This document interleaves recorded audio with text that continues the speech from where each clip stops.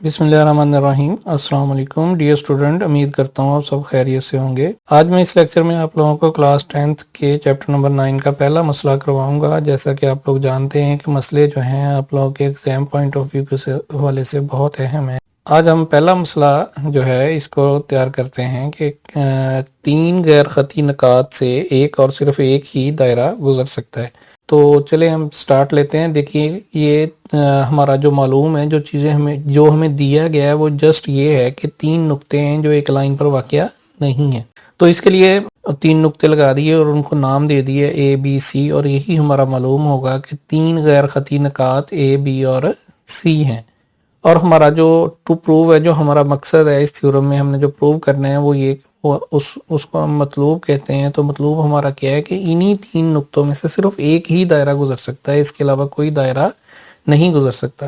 तो देखिए ये थ्योरम की स्टेटमेंट ही है, दोबारा से लिखी गई मतलूब में। तो स्टेटमेंट में क्या ऐड कर दिया गया, तीन गैर खती निकात के नेम ऐड कर दिए ए बी और सी। मीन के आपको आपका मालूम मतलब ये थ्योरम की स्टेटमेंट से ही क्लियर होता जाएगा। तो उसी में हम just A B C name add करेंगे तीनों नकात के जो एक लाइन पर वाक़या नहीं है। इस थ्योरम को प्रूव करने के लिए हमें कुछ कंस्ट्रक्शन करनी पड़ेगी, यानी अमल करना पड़ेगा। उसके लिए सबसे पहले हम नुक्ता ए को बी से मिलाएंगे और नेक्स्ट बी को सी से मिलाएंगे, यानी ए को बी से और बी को सी से मिलाएं। तो ऐसा करने के बाद हम ए बी का मुदी नासफ खींचेंगे, जिसका नाम रख दिया हमने डी एफ, यानी ए बी का मुदी नासफ डी एफ खींचा।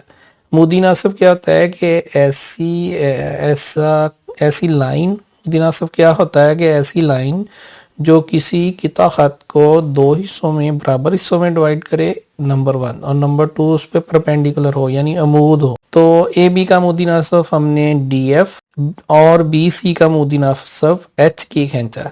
जैसा कि आप लोग शक्ल में देख सकते हैं, ये देखेंगे ए बी का मुदी नासफ हमने डी एफ खींचा था, बी सी का मुदी नासफ हमने एच के खींचा। तो ये दोनों एक दूसरे को एक कॉमन नुक्ते पर जो है वो एक दूसरे को किता कर रहे हैं। इस नुक्ते का नाम हमने रख दिया, इस नुक्ते को नाम दे देना है, उसका नाम हमने रख दिया ओ। यानी कि दोबारा से हम अमल को दोहराते हैं कि नुक्ता ए को बी से और बी को सी से मिलाया, ए बी का मुदी नासफ डी एफ खींचा और बी सी का मुदी नासफ एच के खींचा, जो एक दूसरे को नुक्ताओं पर किता करते, यानी हमारे जो जिस नुक्ते पर ये एक दूसरे को काट रहे हैं उस नुक्ते का नाम हमने ओ रख दिया। और इस ओ नुक्ते को हमने ए से भी, ए बी और सी तीनों नुकात से मिला देना। ये देखिए नुक्ता, इस नुक्ताओं को ए बी और सी से मिलाया। ऐसा करने से हमारी जो है कंप्लीट फिगर, इस थ्योरम की फिगर जो है बन जाएगी। एक बात मैं यहाँ पे आपको बताता जाऊँ, जो स्टूडेंट फिगर नहीं बनाता उसको कोई नंबर नहीं मिलेगा।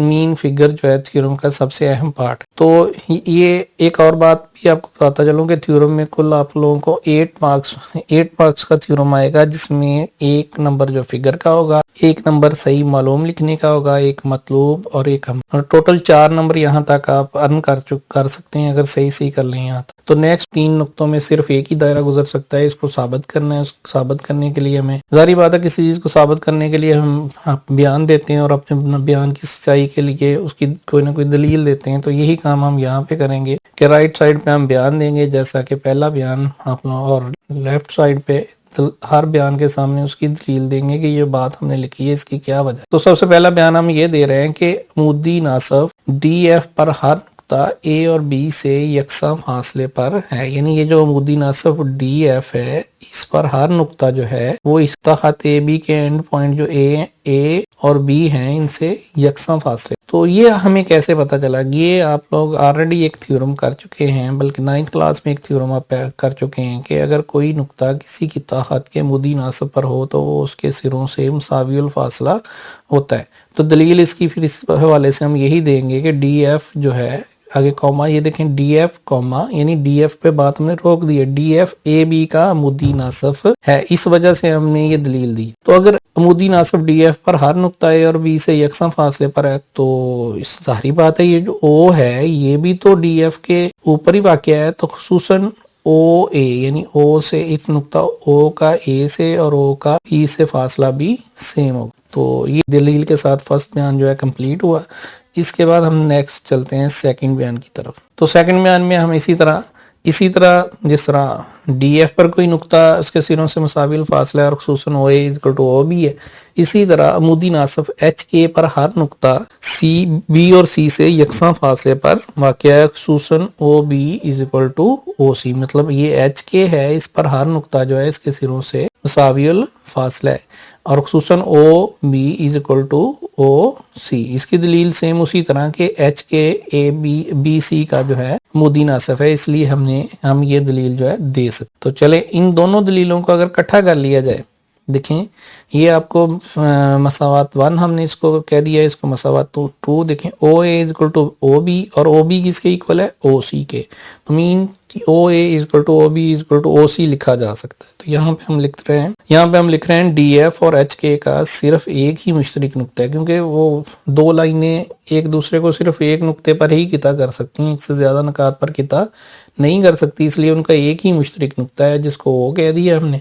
جو نقاط اور ہم نے یہ پروو کر لیا ہے کہ وہ نقاط اے بی اور سی سے یکساں فاصلے پر ہے، یعنی اس کو میتھمیٹیکلی لکھ دیا O A is equal to O B is equal to O C. وہ کیسے لکھ دیا؟ مساوات اے اور 2 کی مدد سے، یعنی O A is equal to O B and O B is equal to O سی.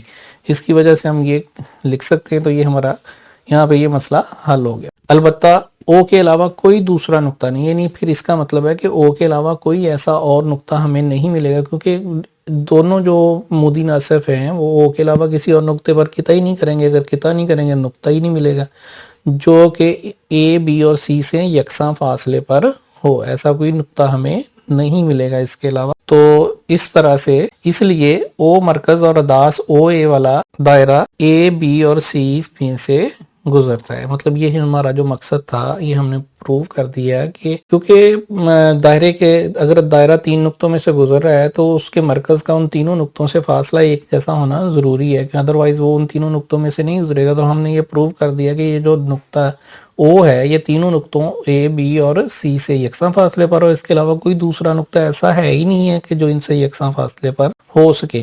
تو اس وجہ سے ہمارا یہ تھیورم جو ہے پروو ہو. تو اسٹوڈنٹ آپ لوگوں سے گزارش ہے کہ اگر آپ لوگوں کو یہ ویڈیو پسند آئی ہو تو ہم انشاءاللہ ضرور آپ لوگوں کے لیے بینیفیشل ہوگی آپ لوگ تھیورم، کیونکہ یہ اور کلاس میں تو آپ کو تھیورم کروائے جا رہے ہوتے ہیں، یہ آپ لوگوں کو ویڈیو کی صورت میں مل جائیں گے. جب بھی آپ کو کوئی پرابلم ہوگی یاد کرنے کے لیے آپ اس ویڈیو کو دیکھیں گے تو بڑی آسانی سے جو سٹیپ آپ کو سمجھ نہیں آ رہے ہوں گے کہ یہ کیا ہے، اس کو کیسے یاد کرنا ہے، تو آپ اس سے انڈرسٹینڈ کر سکتے ہیں.